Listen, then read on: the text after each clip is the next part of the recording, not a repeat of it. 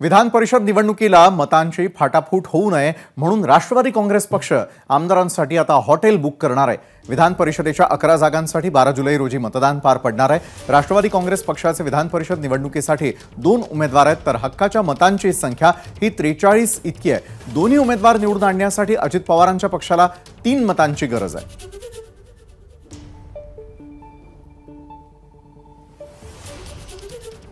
निलेश बुधावले आपले प्रतिनिधी या संदर्भात अधिक माहिती आपल्यापर्यंत पोहोचवत आहेत। निलेश, खरं तर विधान परिषद निवडणुकीला मतांची फाटाफूट होऊ नये यासाठी काळजी घेतली जाताना दिसते। राष्ट्रवादीने काय निर्णय घेतलाय?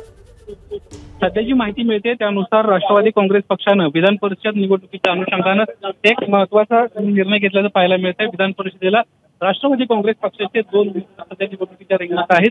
हे दोन्ही उमेदवार निवडून यावेत यासाठी राष्ट्रवादी काँग्रेस पक्ष प्रयत्नशील आहे आणि यासाठीच राष्ट्रवादी काँग्रेस आपले जे 42 आमदार आहेत यांना हॉटेलमध्ये ठेवणार असल्याची देखील माहिती मिळते। 12 तारखेला मतदान पार पडत आहे, तत्पूर्वी कुठल्याही प्रकारची अडचण निर्माण होऊ नये यासाठीची ही खबरदारी घेण्यात येत असल्याची माहिती आहे। एकट्टा मतदान व्हावं यासाठी हे प्रयत्न होताना पाहायला मिळत आहेत। राष्ट्रवादी काँग्रेस पक्षाला जर आता पाहायला गेलं जर 23चा मतांचा कोटा असेल तर साधारणपणे आणखीन 3 मतांची उमेदवार निवडीसाठी गरज लागणार आहे आणि त्यामुळेच कुठेतरी राष्ट्रवादी काँग्रेस पक्षाच्या वतीनं हा एक प्रयत्न आपल्याला पाहायला मिळतोय। हॉटेलमध्ये आमदारांना ठेवून कुठेतरी सर्व आमदार एकत्रित मतदानासाठी घेऊन जाणं आणि त्यानंतर मतदान व्यवस्थितरित्या पार पाडणं, यासोबतच हॉटेलमध्ये राहिल्यानंतर कशा पद्धतीनं मतदान केलं गेलं पाहिजे यासाठीचं मार्गदर्शन करून अशी व्यवस्था पक्षाकडून सुरू असल्याची माहिती एबीपी माझाला विश्वसनीय सूत्रांनी दिली।